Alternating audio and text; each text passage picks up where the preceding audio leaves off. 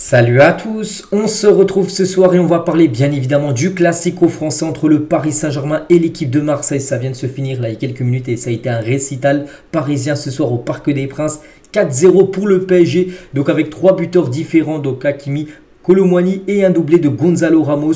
Donc pour parler rapidement du match, après en deuxième partie, je noterai tous les joueurs du PSG de 0 à 10. Donc pour parler du match, ça a été un match avec une maîtrise totale des Parisiens. Le PSG a eu énormément de possession de balles. Le PSG a su marquer des buts. On sait que de temps en temps, des fois, les matchs ont été compliqués. On se souvient des deux premiers matchs où le PSG galérait à marquer. Donc là, ça a été un récital. Donc allez, un petit coup d'œil aux statistiques. Peut-être que pour ceux qui n'ont pas vu le match ou peut-être pour ceux qui ont vu le match, mais pas les stats, parce que les stats, c'est toujours bien de voir ce qui s'est passé.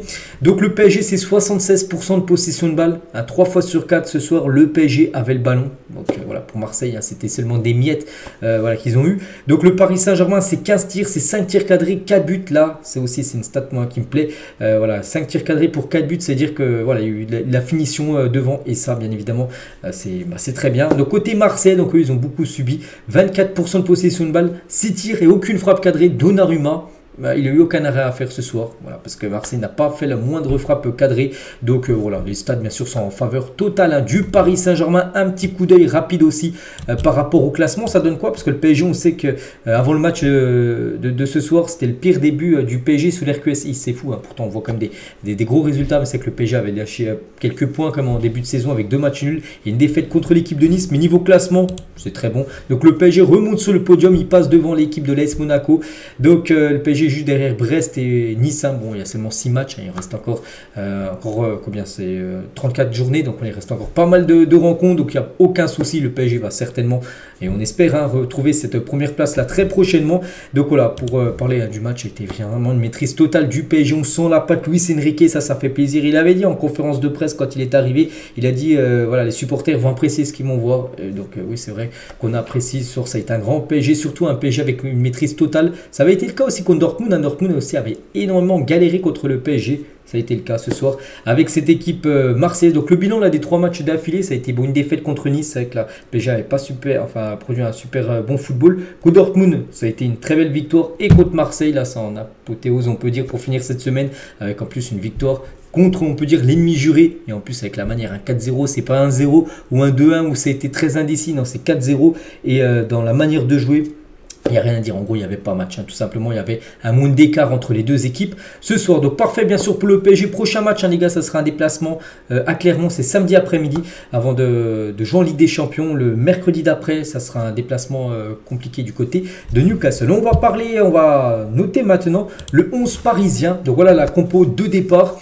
Donc par rapport, pour ceux qui suivent mes vidéos tous les jours les gars, toujours quand il y a des matchs, je vous dévoile toujours la compo probable. Donc c'est quasiment la compo qui a été annoncée, à part peut-être Barcola, qui n'était pas trop annoncé en genre titulaire, et du coup il a commencé titulaire à la place de Vitinha. Sinon c'était le 11 qui était annoncé dans l'équipe ou même le journal Le Parisien. Donc c'est ça, donc on va noter de 0 à 10. On commence tout d'abord avec le gardien Donnarumma. Donc Donnarumma ce soir, rien à faire, j'ai dit 6 tirs cadrés de Marseille mais aucune frappe cadrée, c'est à dire que même moi si j'aurais été gardien, peut-être j'aurais fait également un clean sheet. Donc bon, quand le gardien n'a rien à faire, je mis la note de 6. Je ne vais pas lui mettre en dessous de la moyenne. L'équipe s'est imposée 4-0. Il a fait un clean sheet. Donc voilà, on ne va pas s'éterniser sur Donnarumma.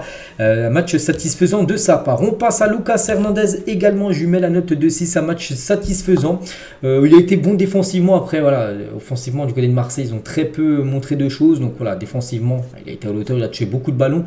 Après, peut-être on l'a peut-être pas assez vu offensivement. C'est vrai que c'est un joueur, des fois, on sait qui peut déborder tout ça, qui apporte le danger sur la défense adverse. Il n'a pas trop fait ce soir, voilà, c'est pour ça que je mets seulement 6, mais bon, voilà, ça reste bien sur la moyenne, c'est un match satisfaisant de sa part. La même chose les gars pour Skriniar, je pars avec une note de 6 pour Skriniar. Donc lui aussi il a très bien réussi à cadenasser, on va dire, les attaquants marseillais. Donc il a fait son match, un match satisfaisant également de Milan Skriniar. On passe à Marquinhos, là cette fois-ci je passe à 7 les gars, je mets un point de plus par rapport à Skriniar ou Hernandez, parce qu'il a fait son match Marquinhos, c'est même un bon match, bon, peut-être pas non plus un très bon match, parce qu'en face il y a énormément d'actions, mais rien que j'ai un petit rappel là, tiens, en tout début de match, je crois que c'est une frappe de Vitinha, il la contre, ça peut tout changer, il y avait 0-0, je crois que c'était au bout de 3 ou 4 minutes de jeu, grosse frappe de Vitinha, il la contre au dernier moment. Donc imaginez là, il marque Marseille, ça peut être un match totalement différent, donc rien qu'avec ça les gars, puis même dans l'ensemble du match, tu as vu que vraiment qu'il n'est pratiquement pas été passé une fois, donc pour moi ça mérite un 7, c'est un bon match de la part du capitaine parisien qui revient en forme là, les derniers matchs sont vraiment très très bons de la part du joueur brésilien. On passe au joueur là actuellement, Hakimi, les gars, il marche sur le quelle prestation encore de Hakimi ce soir. Donc déjà décisif, un but sur coup franc. C'est quoi ce coup franc qu'il a mis? Il devrait donner des conseils à Mbappé qui a toujours pas marqué le moins de coups francs dans sa carrière. En 7 ans, Mbappé, alors qu'Hakimi ce soir il nous met un bijou en pleine lucarne, rien à dire. Donc une note de 8 pour Achraf Hakimi. Sur le deuxième but, c'est lui qui a l'origine du but parce qu'il fait la grosse frappe qui rebondit sur le poteau, puis après ça rebondit sur le gardien marseillais, puis après Kolo Muani a juste à la pousser au fond. Donc voilà, gros match de la part d'Hakimi. Puis même il a tenté encore des frappes, il a beaucoup par rapport à Hernandez, on l'a pas trop vu offensivement Hernandez, mais regardez le match sort d'Hakimi, ça n'a rien à voir, hein. On est tous d'accord. Donc Hakimi, bien sûr, ça mérite une note de 8. C'est un très bon match de sa part, et là c'est vrai qu'il avait déjà été très bon. Souvenez-vous contre l'équipe de Dortmund avec la connexion avec Vitinha, le magnifique but qu'il a mis.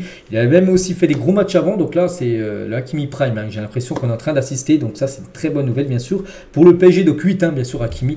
Énorme prestation. On passe au milieu de terrain, on va commencer à gauche, hein. Donc Bradley Barcola, a commencé, donc il a commencé voilà, au milieu de terrain, c'est à la place de Vitinha. Bon, après on l'a beaucoup vu percuter en attaque. Donc pour moi ça a été un bon match, hein, de sa part, une note de 7. Barcola qui a récupéré aussi pas mal de ballons, il a mis la grinta, tout ça, devant la pagaille aussi dans la défense de Marseille.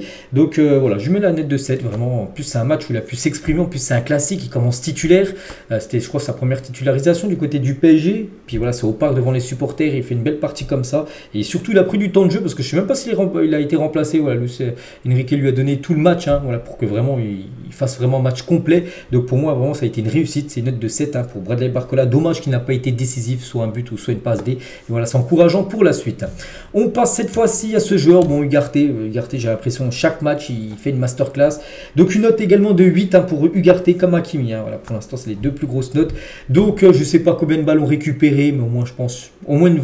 Bon, peut-être pas 20, j'abuse, au moins 10, entre 10 et 15, je pense que ce sera les ballons récupérés par Ugarte. Puis même dans le jeu, c'est propre, hein, ce qu'il a fait ce soir. Donc voilà, il n'a pas haussé en plus son talent, hein, vraiment.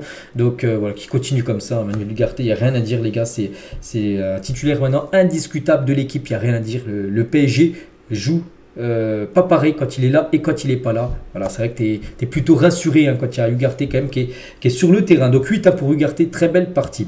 Le jeune Warren Zaïre-Emery aussi, gros match, hein, de sa part, une note de 7, hein. J'ai mis vraiment Ugarte pour moi un cran dessus des deux autres. Mais voilà, Barcola et Warren Zaïre-Emery, c'est aussi une belle note, hein, 7 sur 10 les gars, c'est un bon match, hein. Donc il a touché beaucoup de ballons, Warren Zaïre-Emery. Il a tenté une frappe, je me souviens, qui est passé un petit peu au-dessus des buts. Donc il a fait son match, hein. Voilà, 17 ans ce qu'il fait. Donc voilà, vraiment, même dans 10 ans les gars, il aura seulement 27 ans. Je ne sais pas si vous vous rendez compte, 27 ans, c'est encore jeune, hein, dans le football.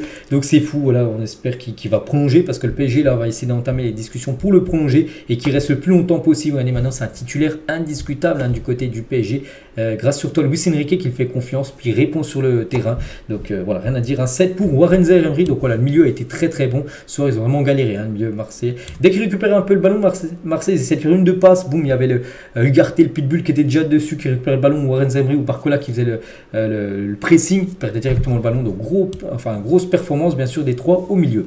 Et on finit avec le trio, c'est ça le trio d'attaque. On commence à gauche, hein. Kylian Mbappé, je ne vais pas le noter, Mbappé il a joué 30 minutes à peu près. Normalement je note les joueurs qui jouent au moins une mi-temps. Donc déjà Mbappé, on croise les doigts pour que ça soit pas trop grave. Malgré heureusement qu'il n'y a pas de match de Ligue des Champions la mardi ou mercredi, hein. Ça sera plutôt la semaine prochaine, espérons qu'il sera de retour. Donc il s'est blessé Mbappé, on peut voir déjà qu'il ne voulait pas sortir, hein. C'est pour ça qu'il s'est strappé, il a dit non je reste et tout, puis peut-être la douleur était trop forte. Donc voilà, Mbappé, moi je peux pas le noter, hein. Il a joué seulement 30 minutes, donc on va plutôt noter celui qui l'a remplacé, en gros, Gonzalo Ramos. Donc Ramos, ça fait plaisir. Donc j'ai mis la note de 7 les gars pour ses 2 buts inscrits. C'est vrai que peut-être René Ugarte il n'a pas marqué, mais il a une note de 8. Mais pour moi Ramos, bon il a mis ses buts, mais voilà, peut-être dans le jeu il a été peut-être un peu effacé. Mais bon, à la fin du compte il marque 2 buts et c'est bien ça le plus important. Donc voilà, concernant Gonzalo Ramos, ça fait plaisir. Surtout son premier but il est très beau, hein. Il va quand même la chercher. On voit vraiment que là c'est un but de numéro 9. Le deuxième aussi, la finition est parfaite. Donc voilà, on attendait juste qu'il marque son premier but pour que, surtout dans sa tête, vraiment ça le débloque et voilà, qu'il lance enfin sa saison au PSG, parce qu'au Portugal il avait déjà marqué et c'est le cas. Donc voilà, parfait, Gonzalo Ramos, une belle note bien sûr de 7. On passe cette fois-ci à Kolo Muani. Donc Kolo Muani, je l'ai trouvé vraiment très bon, j'en ai trouvé 3 avec la note de 8. Donc Hakimi, Ugarte et lui les gars, je lui mets également la note de 8 sur 10. Donc buteur, Le but, bon, un peu but chanceux, vous savez, c'est le deuxième but où ça tape sur le dos du gardien marseillais, mais il était là, il n'était pas hors jeu, hein, j'ai bien vu, non, il n'y avait pas du tout d'hors jeu. Et sur la passe D de Gonzalo Ramos sur le quatrième but, c'est lui qui trash, je sais pas c'est qui, le joueur marseillais qui essaie de l'arrêter, je crois que c'est Verretou, et en vitesse les gars, Kolo Muani, c'est qu'en début de match, quand il était neuf, il n'avait pas trop d'espace, mais voilà, en fin de match, quand il avait beaucoup d'espace, tu sens que déjà il va très vite, puis tu sens que c'est peut-être un meilleur rôle encore pour lui, voilà, peut-être de jouer sur les ailes. Après, on sait qu'il y a déjà Dembélé, il y a déjà aussi Kylian Mbappé, c'est compliqué, mais voilà, je sens que je pense qu'il est plus à l'aise hein, en mode ailier, on va dire. Mais bon, ce soir, son bilan est très bon et c'est pour moi une note de 8 sur 10. Donc voilà, déjà un but et deux passes D pour lui, parce qu'il avait été passeur D lors du match lors d'un match précédent, là, je me souviens plus c'était Dortmund ou le match d'avant. Je crois non, c'était plutôt contre Nice où il avait fait la passe D pour le deuxième but de Mbappé. Et on finit avec Dembélé les gars, Dembélé voilà, on va pas l'appeler 0-0-8 hein, parce qu'il y avait déjà 0 but, 0 passe D en 7 matchs. Donc là, ça il casse cette mauvaise série parce qu'il a été décisif ce soir. Ousmane Dembélé, une passe décisive. Et du coup, Dembélé, les gars, c'est pour moi une note de 7. Hein. Bon, il a beaucoup tenté, il a perdu. On le sait souvent, voilà, des ballons à Dembélé. Mais voilà, je l'ai trouvé plutôt bon. Voilà, donc tout le monde a fait son match. Il n'y en a pas un qui était hors sujet du match. Hein. Vraiment, tout le monde a été correct. Donc pour moi, ça mérite une note de 7 sur 10 pour Ousmane Dembélé. Et enfin, décisif. Bon, pas buteur, mais passeur D. Et voilà, c'est très bien pour le joueur français. Donc voilà les gars, toutes les notes. Donc tout le monde a fait son match. Je dis, hein, pour moi, il y en a 3 quand même qui sortent du lot. Donc Hakimi, Ugarte et Kolo Muani. Sinon, tous les autres ont été bons, mais ces 3 là, pour moi, ont été meilleurs que les autres. Donc voilà ce qu'elle va dire les gars lors de ce débrief hein, de ce classique français. Donc n'hésitez pas à mettre en commentaire ce que vous avez pensé de la partie. Puis nous, on se retrouve demain, bien sûr, pour toutes les infos en plus hein, concernant cette rencontre. Je vous souhaite une bonne soirée et à demain.